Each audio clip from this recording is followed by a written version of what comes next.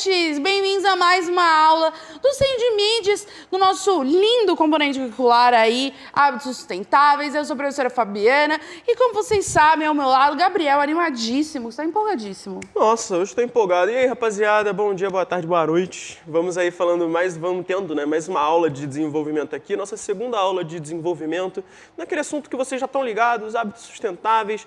Nem precisa ali passar rápido, mas sempre lembrando ali das coisas principais, aonde a gente está, para a gente não se perder, a gente precisar a gente precisar, como é que fala? Ai, meu Deus, estou perdido, preciso de um GPS. Não, a gente consegue sempre ali se encontrar. A gente está na nossa segunda semana, na nossa segunda aula de desenvolvimento, sempre analisando ali, sempre focando nessas três palavrinhas, coletar, analisar e investigar, que eu acho que é muito importante, porque a gente já vai vendo como uma complementa a outra, né? A gente sempre coleta primeiro, porque aí a gente analisa, tirando ali as frasezinhas, né? Só essas três palavras. A gente sempre está coletando, seja dados, seja situações, para depois analisar ela com calma, a gente analisar toda a situação, para aí sim a gente investigar, a gente pegar esses dados, tudo que a gente analisou, tudo que a gente coletou, para investigar, realmente entender como que está a gestão neste caso, né? A gestão ambiental, como está a gestão do lixo, a coleta, o que a gente está fazendo a nível micro, ou seja, a nível da nossa residência, do nosso dia a dia, ou a nível macro mesmo, quando a gente pensa na coleta de lixo em geral, quando a gente pensa da forma com que ele é descartado. Então é muito importante a gente sempre realçar como uma coisinha interliga a outra, né? E sempre lembrando aí que a gente está falando do eixo 07, já falei, não vou falar tudo, mas o eixo 07, que é basicamente a união entre o sociocultural, o ambiental, a questão do físico, químico e biológico, sempre atrelado à questão social e cultural, sempre focando nessas quatro coisinhas aí, o empreendedorismo, o protagonismo que vocês têm, que a gente tem no nosso dia a dia e também nas nossas situações, além, obviamente, da imediação, intervenção, investigação científica e processos criativos, que, para mim, é a coisa mais importante, porque quando a gente é criativo, quando a gente consegue ali pensar em alguma coisa, realmente pensar em um processo, em alguma ideia, é daí que a gente tem mais animação, mais empolgação, e a gente, neste caso, obviamente, vai acabando ajudando o planeta. Exato, né? E a gente tem que pensar que justamente para que a gente possa pensar nessas soluções, né, a gente vai passar por todos esses eixos. A gente precisa ter esses dados, né, fazer a investigação científica dos problemas e utilizar, né, os processos criativos justamente para pensar nessas soluções. Assim como o empreendedorismo, para colocar isso em prática, né, e pensar em como a gente vai fazer essa mediação com as outras pessoas. Mas nesse momento, né, é muito importante a gente focar que a gente precisa de muita investigação científica e principalmente criatividade para que a gente possa pensar nessas soluções e dicas aí, né? Exatamente. É sempre uma conversa que a gente sempre vai buscando pontos, buscando ideias, buscando também hábitos sustentáveis, e a gente sempre vai ali conseguindo um conhecimento muito maior. Que, de novo, sempre batendo na tecla, aqui é como se fosse um experimento do que você pode fazer em casa. A gente está conversando, eu e a Fabi, a gente está conversando sobre um assunto, beleza? A gente sempre vai pegando algum hábito, a gente vai entendendo uma forma de ver o mundo, de trabalhar um hábito sustentável que às vezes a gente não trabalha. Então, é sempre uma troca que a gente tem. É essa investigação e também toda essa criatividade, obviamente, o protagonismo de você estar mediando essas conversas, essas pautas, que é enriquecedora para ambos os lados. E aí eu vou fazer até um adendo que, né, é importante conversar com todo mundo, né? Mas o principal ponto é que essas conversas, de preferência, né, estejam sempre embasadas por conhecimentos científicos, né? A gente tem falado muito ao longo desses anos, né, o perigo da gente, das fake news, da gente ficar muitas vezes tendo discussões e debates em cima de informações que não são verdadeiras. Então a ideia é que a gente faça essas discussões, mas que a gente tenha um embasamento. Da mesma maneira que a gente está conversando aqui, Estamos conversando, mas antes dessa conversa acontecer, a gente justamente coletou dados, a gente fez as nossas pesquisas para que essa conversa principalmente tivesse aí um sentido e uma intenção por trás dela, né? Exatamente. E falando de coleta de dados, vamos para os nossos slides, que hoje a gente está falando aqui, ó, só de dados, a gente vai focar nisso e vai entender também como indiretamente esses dados, parece que não, mas dizem muita coisa, cada um ali. O primeiro que a gente vai ver é a disposição final dos resíduos, né, no Brasil. E a gente vê que, olha que triste, a destinação adequada, quando a gente pensa ali, eu vou pegar de 2019, tá? Quase 60% a gente tem, ok, um descarte correto, entre aspas, né, do nosso lixo. E um descarte inadequado, chegando ali a 40%, o que para mim é uma margem muito grande, é uma margem muito alta. É que, sei lá, pra mim eu acho que fica ainda mais desesperador quando você pensa que em 9 anos a gente só conseguiu reverter 3% desse lixo para destinação adequada. Então, assim, é um progresso, entre muitas aspas, de 3% em 10 anos. Tipo, é muito pouco. Então, não só os números são absurdos de pensar que 40%, né, desse lixo está indo para um destino inadequado, mas mais do que isso, que em 10 anos a gente quase não vê diferença. E aí a gente pode colocar uma margem, né? Infelizmente. Quantos anos, então, vai demorar para a gente chegar, não a 100%, mas 90%, 85%? Se em 9 anos só teve uma margem de crescimento de 3% de um descarte correto, quanto tempo que a gente vai demorar para conseguir ter realmente um descarte, uma mentalidade que visa o meio ambiente, que visa uma situação melhor sociocultural e ambiental também? E, além disso, a gente consegue pensar daqui uma outra coisa, que é, ok, a gente tem essa porcentagem que é destinação inadequada, mas quando a gente pensa, querendo ou não, é 60% de um, 40% de outro, tá ok, a gente está ganhando. Beleza, mas esse 40%, quando a gente vê que lá na aula passada, que são 18 mil toneladas de lixo por dia que só São Paulo gera, 40% é um valor muito expressivo. Muito. Muito. Eu ia até lembrar que nas aulas de introdução a gente estava falando sobre as taxas de lixo, enfim, de outros países. E aí eu não lembro agora se era o Japão, ou era o Canadá, ou era a Alemanha, não sei. A gente falou de vários países. Incinerável? Não, que ele tinha o descarte correto de, acho que mais de 80%. Não, é o Canadá.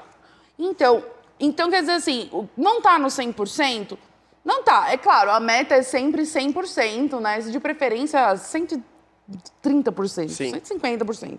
Mas o ponto é possível. Existem países que estão chegando. E isso tem muito a ver não só com investimentos nisso, mas também sobre como as pessoas incorporam esses hábitos, né? Porque a gente também não pode só colocar essa responsabilidade de não existe investimento.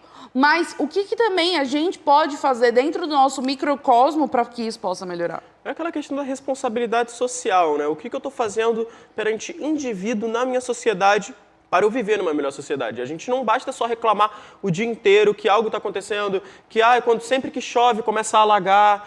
Por que está alagando? Porque tem lixos na rua que não deixa a água vazar. Então tem tantas coisas ali que no final a gente também tem que pensar, além do nível industrial, além do nível macro, por assim dizer, a gente tem que pensar o que a gente está fazendo, qual que é a nossa responsabilidade, o que eu estou fazendo e deixando de fazer para melhorar essa situação.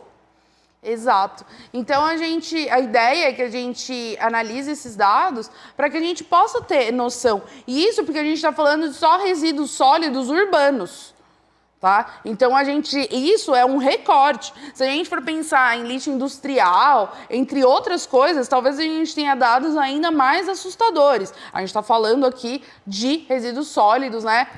Esgoto, então, talvez a gente tenha até dados diferentes disso. Então, a ideia é que a gente está analisando aqui um aspecto, que não impede que você também possa pesquisar aí outros aspectos.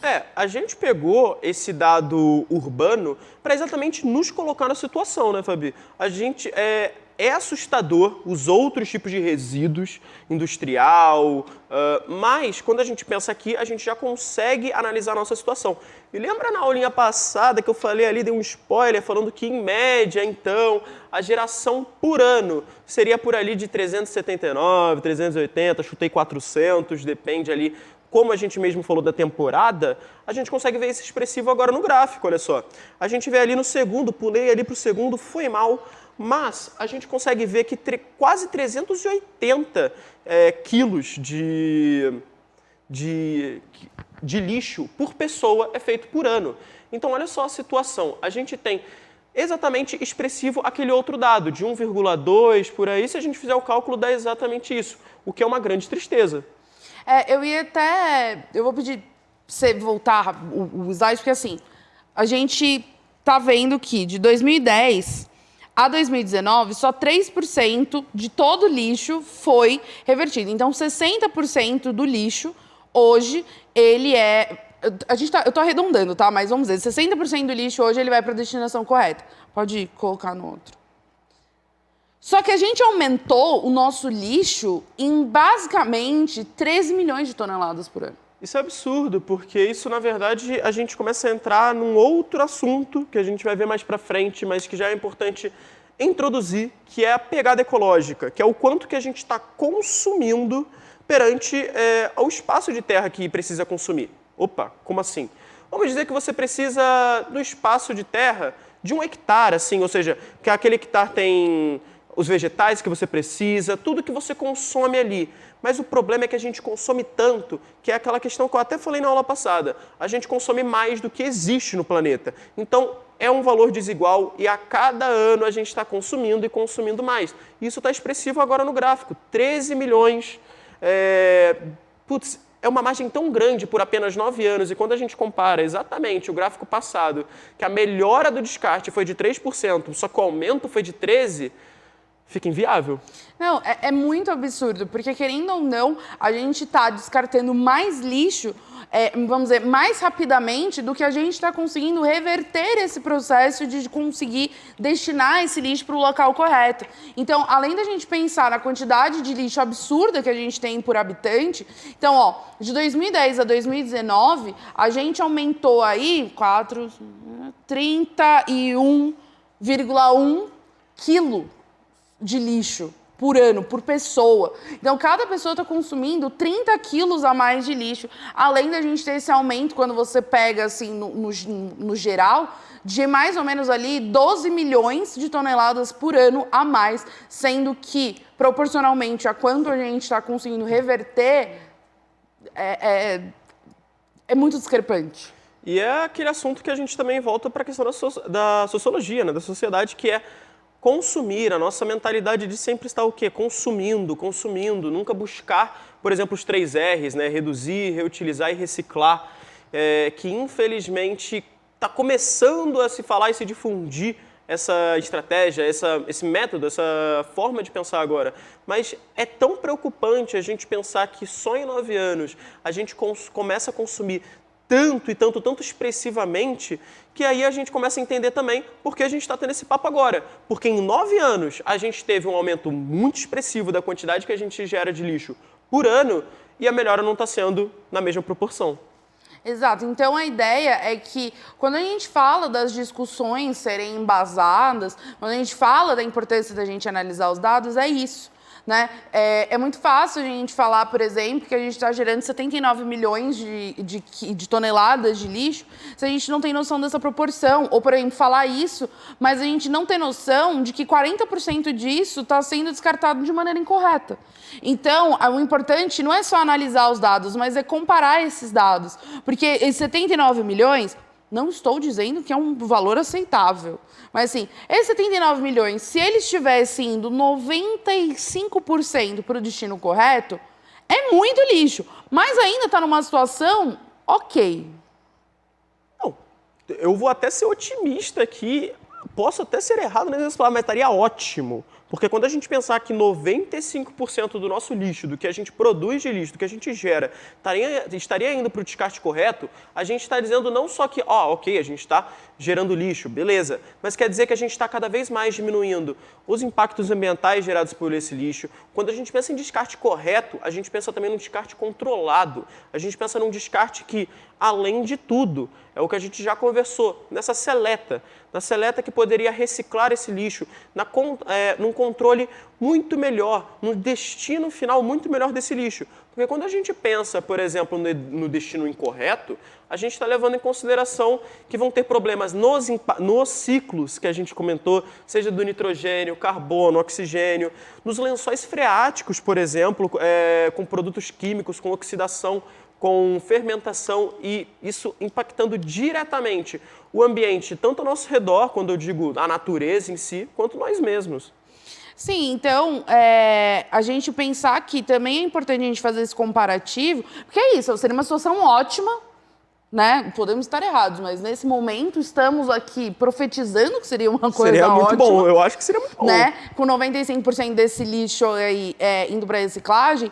Então, assim, esse valor seria ainda absurdo, mas seria ok, porque a gente está conseguindo reverter, vamos dizer, aquilo que a gente está fazendo. Mas quando a gente pensa que esse número ele está aumentando exponencialmente, que a gente está com 79 milhões de toneladas, mas que 40% disso está indo para sei lá onde, que a gente está descartando em qualquer lugar e isso está impactando muita gente, muito meio ambiente, aí é que esse dado começa a ficar muito mais feio, né? Eu acho que colocar assim, vai.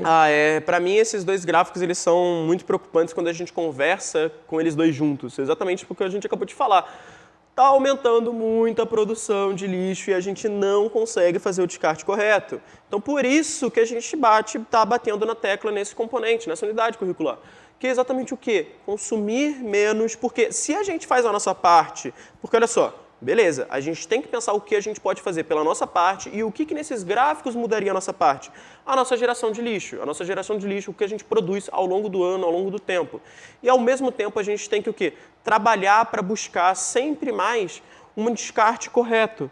Buscar quem faça esse descarte correto. Tem que vir de nós, mas olha como esses dois gráficos estão expressivos no que a gente tanto conversa a nível micro, a nível do que a gente está produzindo, e infelizmente está produzindo só numa diferença de tempo, um intervalo de tempo de 9 anos, 30,01 né, de lixo por pessoa, perto do que a gente está descartando corretamente. É inviável a situação.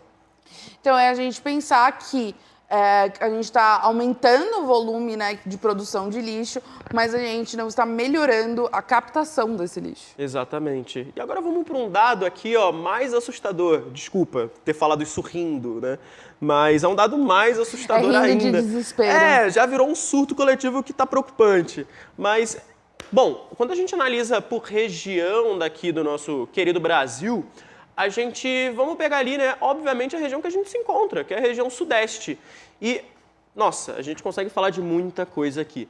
O primeiro é o crescimento, de novo, exacerbado, o crescimento muito grande de apenas 9 anos dessa geração, dessa produção desses resíduos urbanos. E, além disso, não é para estar ganhando, né? Mas o Sudeste está em disparada quando a gente pensa na geração total de lixo. Mas, assim, muito em disparada. É claro que, em alguns casos, a gente também tem que ponderar, né, a densidade demográfica da onde a gente está falando. Então, obviamente, que se a gente pegar, vamos dizer assim, o Centro-Oeste, até uma parte do norte, comparar com o Sudeste, que a gente está vivendo assim, em apartamentos colados. Sim. Entendeu? É óbvio que a gente provavelmente vai ter mais geração de lixo pela quantidade de pessoas por metro quadrado. Principalmente quando a gente fala da cidade de São Paulo. Se a gente comparar a produção de lixo da cidade de São Paulo versus, não sei, chuta uma cidade aí do interior. Putz. Só pensei em cidade do Sudeste, mas a gente pode ser do Sudeste, do interior. Calcaia do Alto. Calcaia do Alto. É óbvio que São Paulo vai ter uma produção de lixo muito maior, porque a quantidade de pessoas por metro quadrado também é imensamente maior. Mas isso não é uma total justificativa para que a gente ache que essa discrepância e esse volume de lixo ainda esteja dentro do aceitável, né? A gente entender que existem, obviamente, diferenças entre regiões e cidades devido à densidade demográfica é uma coisa. A gente achar que você tem uma discrepância de, por exemplo, no Sudeste, em 2019, 39,4 milhões de toneladas por ano. Basicamente, é 31 milhões de toneladas a mais do que o Sul. E não é 31 milhões a mais de garrafinhas plásticas, é de toneladas. Porque se falar assim, 32 milhões de garrafinhas a mais, pô, mas aí, sei lá, tem 1 milhão de habitantes no Sudeste. Eu tô chutando aleatoriamente esse número, tá? Não vá na minha, porque eu não sei quantos habitantes tem de cabeça. Então, sei lá, tem 1 milhão de habitantes no Sudeste, então é 39 milhões de garrafinhas, tudo bem. Por ano, vamos dizer assim, as pessoas estão tomando 39 garrafinhas. A galera tá hidratada, né? A galera hidratada. tá bebendo água. Tipo, gerou lixo, mas tá hidratada. Só que são 39 milhões de toneladas. Toneladas. Então é um valor absurdo. E se você comparar com o Nordeste também, a gente tem 20 milhões de toneladas na frente. Então, mesmo quando a gente olha isso, a gente também percebe que essa discrepância, ela não está só ligada à quantidade de pessoas, mas sim a talvez esse surto consumista, vou dar esse nome, surto consumista. Não, mas é exatamente isso, porque falou da cidade do interior, Calcaia do Alto. Eu já morei em Calcaia do Alto, que é bem do interior aqui de São Paulo. E quando eu me mudei aqui para a cidade definitivo de cidade de São Paulo, eu percebi a diferença que as pessoas em si consomem. É muito mais natural você consumir coisas que às vezes você nem precisa. Seja, por exemplo, uma garrafa d'água, de vez de andar com a sua garrafa d'água, tem muita gente que vou comprando e gerando cada vez mais lixo. E não só isso, seja por diferentes, até, vamos dizer, eu acho que não deixa de ser consequências de uma metrópole, porque a gente não deixa de ser uma metrópole, mas a consequência da metrópole é a gente consumir e cada vez gerar mais e mais lixo. O que deixa duas partes muito preocupantes, que é o fato da gente sempre estar gerando mais lixo e a questão demográfica, que é, estamos gerando mais lixo, e por estarmos em uma metrópole, tem tanta gente gerando e gerando mais lixo, que aí a gente pensa, de novo, meu Deus, toneladas, quase 40 mil toneladas de lixo. Em São Paulo, uma região tão pequena, para onde está indo esse lixo?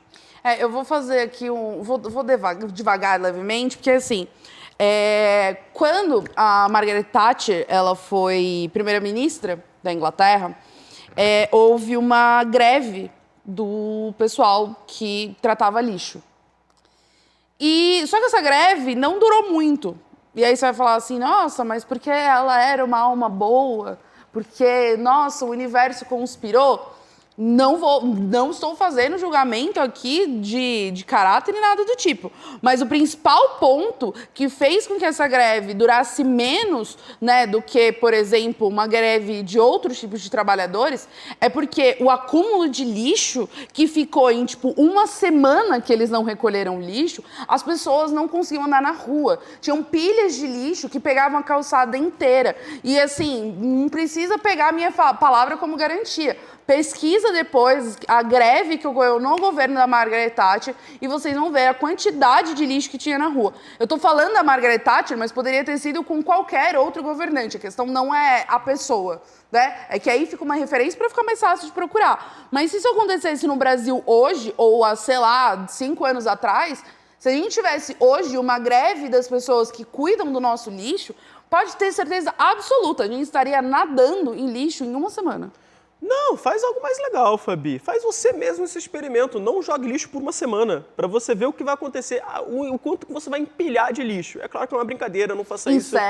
Insetos, problemas que você pode ter biológicos também, problemas, doenças. Então, é uma piada, não faça isso, mas só se você pensasse, opa, se eu ficar uma semana sem colocar o meu lixo no local correto, o que vai acontecer? Você vai ter muito e muito lixo. Pensando, por exemplo, em um prédio, em uma residência... Na sua escola. Não, em um local, o quanto de lixo vai gerar em uma semana. Então, é algo essencial a gente se pensar.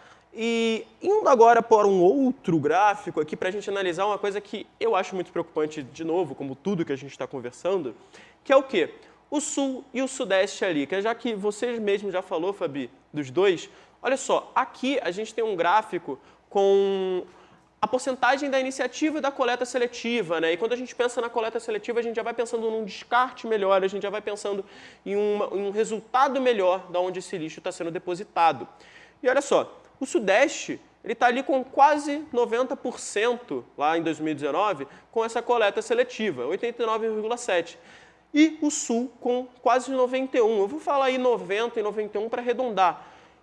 Olha a diferença que o Sul e o Sudeste gera de lixo por ano, de tonelada, e olha a pouca diferença que é a coleta seletiva. O mundo ideal, o mundo utópico, Não seria a gente pensar que o Sudeste, obviamente, poderia reduzir, diminuir a quantidade, a produção desse lixo, porque a coleta seletiva já é uma estratégia que é essencial. E assim, uma coisa que eu acho também é válido, e esse é o ponto de análise de gráficos, tá? E isso a gente está dando dica porque a ideia também é que você possa se aprofundar e fazer esses estudos sozinho. Sim. Então, esses dados, eles estão numa reportagem do Senado. Então, tem o link e tal, vocês baixaram o material, mas é o seguinte, isso não é falando sobre nós que temos a iniciativa da coleta seletiva, mas são de projetos que existem que têm como iniciativa melhorar a coleta seletiva. Uma dessas opções, principalmente, é, por exemplo, quando eles fazem cooperativas de catadores, né? Então, eles pegam esses catadores que estão na rua, né? Estão fazendo o trabalho deles na rua e montam uma cooperativa mais organizada, dando direitos, né? Principalmente vínculos de trabalho ali, vamos dizer, gerando renda, mas uma renda estável, com o trabalho da reciclagem. Mas não adianta a gente pensar, nossa, o Sudeste, a gente está, muito lixo. Mas a gente está estourando na reciclagem.